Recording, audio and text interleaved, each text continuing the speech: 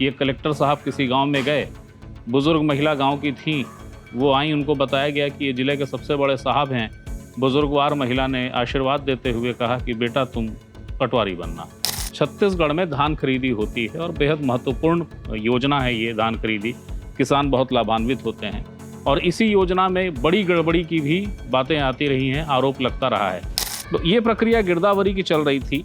बिलासपुर में 71 पटवारियों को गिरदावरी में लापरवाही की वजह से नोटिस दी गई है। 71 पटवारियों ने जो रिपोर्ट दी थी उसमें त्रुटियां ये थी कि जिनको वो धान का खेत बता रहे थे, कहीं पे या तो तालाब था, कहीं पे बंजर भूमि थी, कहीं पे मकान बने हुए थे। पटवारी विकिपीडिया में जब हम इस शब्द का अर्थ खोजने जाएं तो वो कई नाम बताता है पटवारियों के। उसमें उनका नाम लेखपाल है, उसमें उनका नाम कारनाम अधिकारी है। लेखपाल उत्तर प्रदेश में प्रचलित शब्द है पटवारी के लिए। उसकी परिभाषा या उसका परिचय विकिपीडिया देता है कि यह भारतीय उपमहाद्वीप के ग्रामीण क्षेत्रों में सरकार का प्रशासनिक पद होता है। खेतीबाड़ी की ज़मीन और उनकी उपज का लेखा जोखा रखना इनका मुख्य कार्य है। ये अपने इलाके के भूमि संबंधी विवाद का निपटारा करते हैं। अब इसमें एक जो नाम दिया हुआ है जो प्रचलन में है, कारनाम अधिकारी, तो होता ये है उल्टा हो जाता है। जो पटवारियों के काम हैं वो कई बार कारनामे में बदलते हैं और वो कारनामा अधिकारी के रूप में प्रचलित हो जाते हैं। हालांकि इनका महत्व, इनका प्रसंग ऐसा भी है कि कहीं मैंने एक बार किस्सा पढ़ा था कि एक कलेक्टर साहब किसी गांव में गए, बुजुर्ग महिला गांव की थीं, वो आई, उनको बताया गया कि ये ज़िले के सबसे बड़े साहब हैं। बुजुर्गवार महिला ने आशीर्वाद देते हुए कहा कि बेटा तुम पटवारी बनना। तो पटवारियों के महत्व को लेकर कई किस्से हैं जो हंसी भी लाते हैं और उनके महत्व को ही बताते हैं। बहरहाल इस भूमिका से अलग मसला ये है कि छत्तीसगढ़ में धान खरीदी होती है और बेहद महत्वपूर्ण योजना है ये धान खरीदी। किसान बहुत लाभान्वित होते हैं और इसी योजना में बड़ी गड़बड़ी की भी बातें आती रही हैं, आरोप लगता रहा है। मज़ेदार ये है कि जब कांग्रेस की सरकार होती है तो बीजेपी आरोप लगाती है, बीजेपी की सरकार होती है तो कांग्रेस आरोप लगाती है, मगर ये गड़बड़ियाँ होती है। तो इन गड़बड़ियों को रोकने के लिए एक व्यवस्था बनाई गई कि भाई छत्तीसगढ़ में कितनी जगहों पे धान की उपज है, धान की पैदावार है, इसकी जांच की जाए। इस काम को कहते हैं गिरदावरी। यानी जितने भी रकबे हैं, क्षमा कीजिएगा, जितने भी खसरे हैं उसके रकबा का भौतिक सत्यापन होगा कि कितने इलाके पे खेती हो रही है। किसी व्यक्ति के पास यदि खेत है तो उसका इलाका कितना है, उसमें धान का उत्पादन कितना है, वो धान ही बो रहा है या वो जो इलाका है वो सूखत पड़ा हुआ है या उसमें कोई बिल्डिंग है। इस तरह की सारी चीज़ें इस गिरदावरी में जांच की जाती है और इस आधार पे एक आकलन निकलता है कि इतना धान उत्पादन होगा और इस हिसाब से ये लक्ष्य तय कर लिया जाए कि धान इतना उत्पादन होगा ही और सरकार इसको खरीदेगी। तो ये प्रक्रिया गिरदावरी की चल रही थी। बिलासपुर में 71 पटवारियों को गिरदावरी में लापरवाही की वजह से नोटिस दी गई है। सरकार की विज्ञप्ति कहती है कि भौतिक सत्यापन जब हुआ गिरदावरी के कामों का तो उसमें त्रुटियां पाई गई। बड़ी ही संशोधित और जैसी सरकारी भाषा होती है वैसी ही सरकारी भाषा है कि प्रविष्टि में त्रुटियां पाई गई।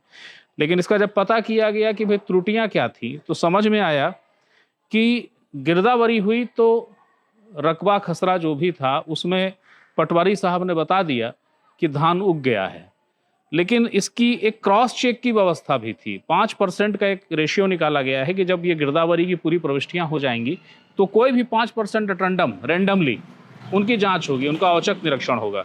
तो इस समय गिरदावरी के उस रिपोर्ट का औचक निरीक्षण भी चल रहा है। तो जब औचक निरीक्षण हुआ उसी में 71 पटवारी साहब को जिला प्रशासन ने नोटिस दिया है।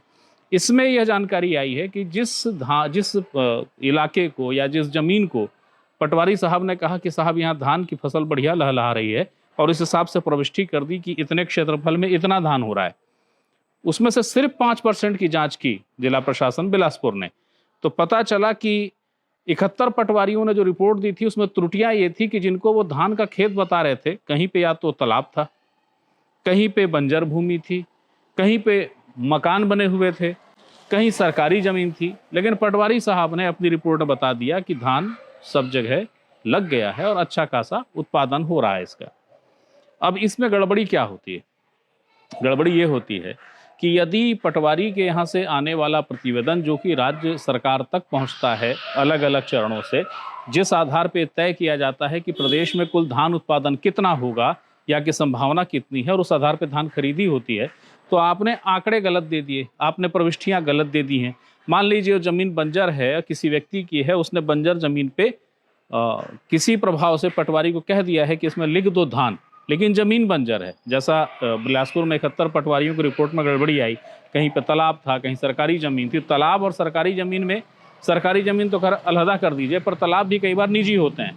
तो तालाब है या वहाँ घर बना हुआ है या वो बंजर भूमि है, लेकिन उन सब पे चूंकि धान बता दिया गया है, तो क्या होगा? गड़बड़ी यहीं से शुरू होती है। जिस धान घोटाले की बात हमेशा आती रही है, वो इसी तरीके से इसके खेल की भूमिका तैयार होती है। धान, पटवारी ने अपनी रिपोर्ट में बता दिया कि जमीन पे धान लगा हुआ है, लेकिन जमीन में धान है ही नहीं, या तो तालाब है या बिल्डिंग है या सुखत है। तो जब धान खरीदी की प्रक्रिया शुरू होती है, उस समय इन जमीनों पर धान बता दिया जाता है और कहीं भी बाहर का धान उस जमीन के रिकॉर्ड के आधार पर धान बिक जाता है। तो ये घोटाला है जो होता है। सरकार की कोशिश कवायद यही है कि इसको रोका जा सके, इसीलिए गिरदावरी और गिरदावरी के बाद 5% की औचक निरीक्षण की प्रक्रिया है। तो इसके मायने ये नहीं है कि पटवारी हमेशा से आराम तलब होते हैं। एक पक्ष पटवारी का ये भी है कि बहुत लंबा चौड़ा एरिया है, हर जगह जाके देख पाना संभव नहीं होता है, इसलिए चूक होती है। लेकिन ये भी एक आंकड़े भरा तथ्य है कि वो बिलासपुर हो, वो जांजगीर हो, वो कोई अन्य जिला हो जहाँ पे उत्पादन होता है, गड़बड़ियाँ सभी जगह मिल रही हैं, नोटिस इशू हो रहे हैं। और ये गड़बड़ियाँ इसलिए मिल रही हैं क्योंकि 5% औचक निरीक्षण हो रहा है जो रेंडमली तय किया जाता है। आशंका थोड़ी डरावने वाली है, लेकिन सोचिए तो कहीं ये 5% के बजाय इसका प्रतिशत मानक बढ़ा दिया जाता तो क्या गड़बड़ियाँ और ज़्यादा मिलती? फिर क्या पटवारियों पर और ज़्यादा कार्रवाई होती? बहरहाल ये एक सूचना थी, ये एक जानकारी थी जो आपको देनी जरूरी थी, क्योंकि हर सूचना और जानकारी पे अधिकार आपका है, मैं सिर्फ माध्यम हूँ। और हाँ, पटवारी जी को प्रणाम और आपको भी नमस्कार।